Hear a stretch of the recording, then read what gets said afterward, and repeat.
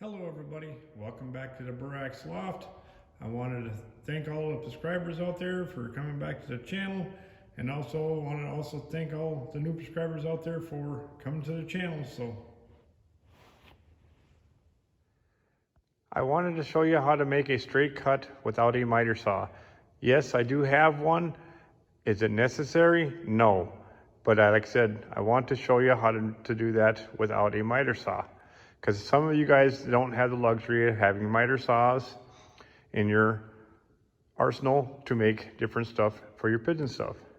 So, like I said, I wanted to kind of show you the different tracks of the trade on how to do that without a miter saw. As you can see here, the one on top here is cut with the miter saw. The one on the bottom is just cut with a skill saw that was not done properly. As you can see, it's pretty close. I mean, it's not 100% perfect, but you know, when you're making pigeon stuff, does it really matter? No. But if you want to make it more of a square cut, I wanted to kind of show you the difference in how to make a nice square cut. To do that, I wanted to kind of quick show you how to make a nice square cut with a skill saw. This is a skill saw. This is only a 5.5 inch blade. They do make a 7.5 inch blade, a 6.5 inch blade. All depends on what you have. If you don't have a skill saw and you have a jigsaw, that would be this thing here, okay? This is a jigsaw. You can do the same concept with it, okay? Like I said, I wanted to show you the difference between the two and how to make a nice square cut with them. But anyways, when you're doing this, you want to, of course, make your line, okay? You know, nice and square. You put it on there. You mark your spot. You think it's put the square on it, make it nice and square.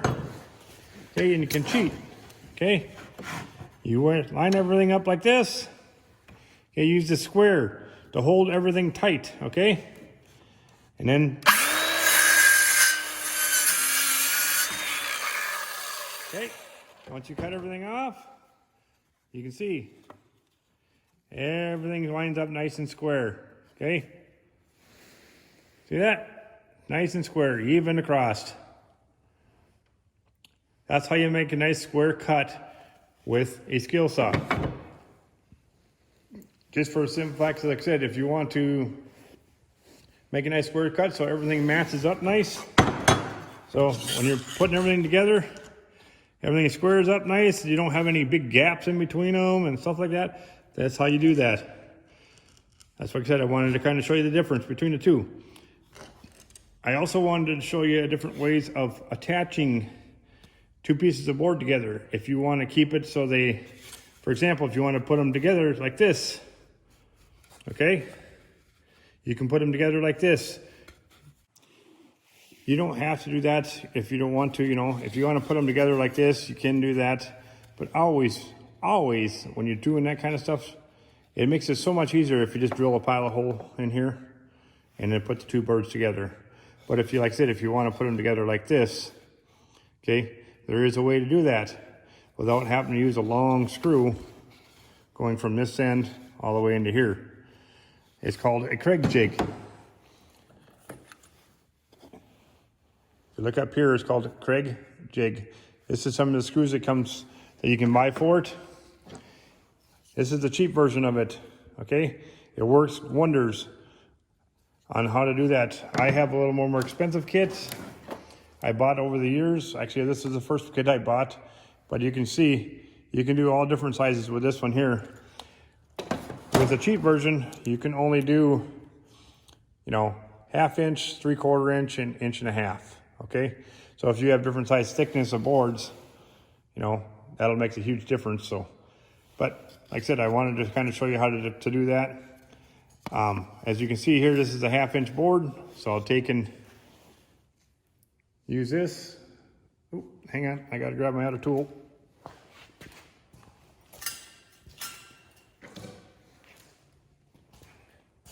All right, I grabbed the other tool, okay. This is a 1/2 inch board here, so we have it set on a 1/2 inch.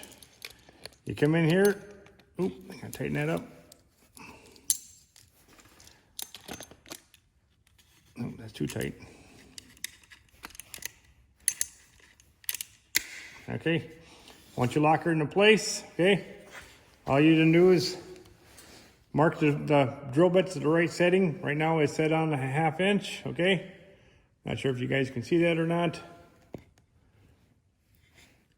But anyways, it's set on a 1/2 inch, okay? And you come in.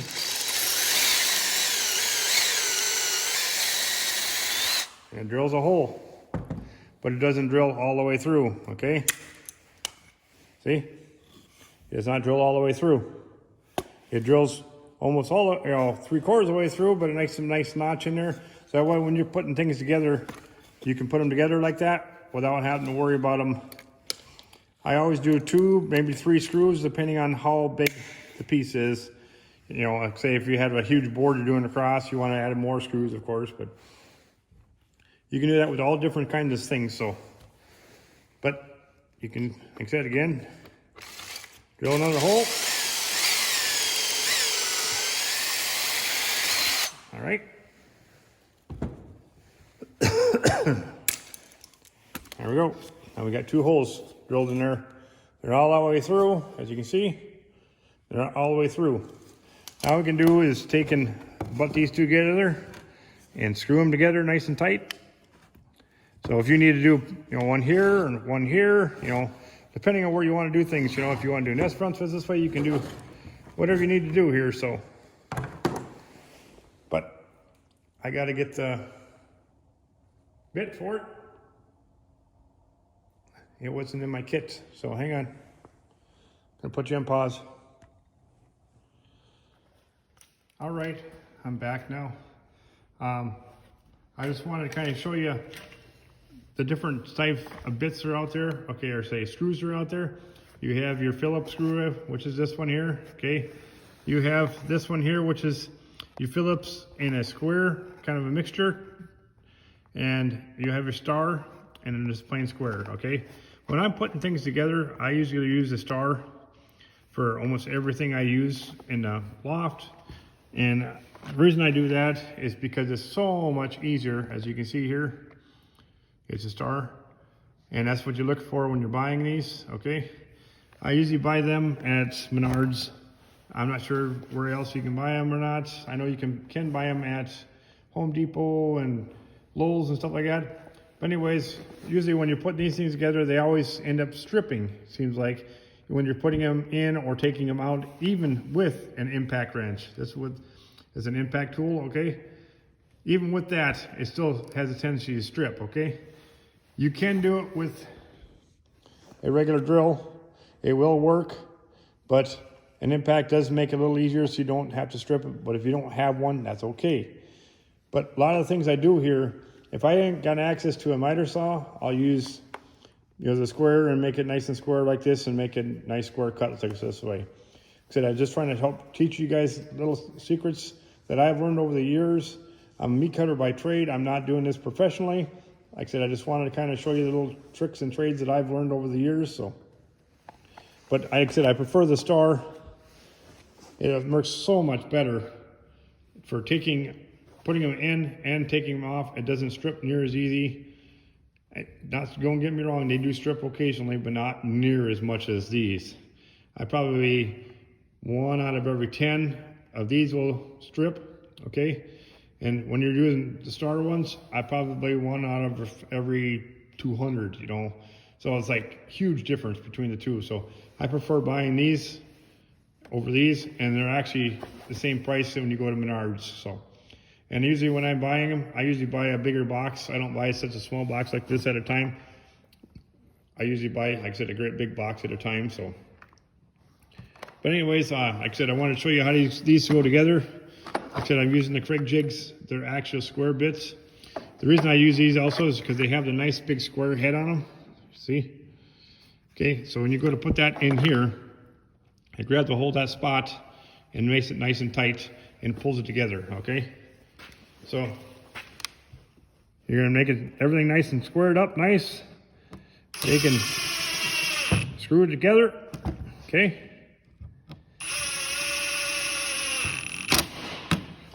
Just like that, all right?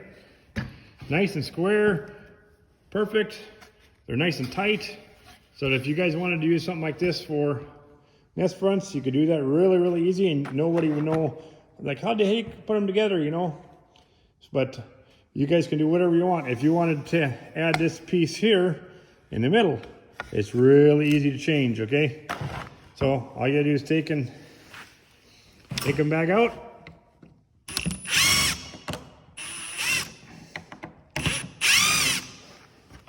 All right, so say you want to put them here. Put them together. Okay.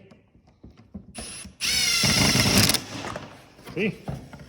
You can put them together just about anywhere. That's what I like about, you know, using the Craig jig for that kind of stuff. So yes, it did cost me a little more money up front, but in the long run, if you're doing a lot of different things and you don't have access to a table saw to be able to rip some of this stuff down to make smaller chunks of wood, you know, this size or even smaller, you know, you do use what you got, you know. So that's kind of the way I like to do things. Everybody has their own way of doing things. This is just my way of doing things, okay? Like I said, I want to try to help you guys out, try to help you teach you different things. I'm not perfect in any means. I am no expert at this. I'm a meat cutter by trade, so like I said, this is the way I kind of do things around here. And then, you know, when you're doing pigeon lofts or anything with pigeons, it seems to make, no matter how much you try to plan things out, it always seems like change something. You don't like it the way it is, or want to change it just a little bit. And this way here, if you do stuff like this, it's really easy to change. So if you guys have any comments, please leave them below. Please like and share, and I'll talk to you later. Thanks for watching.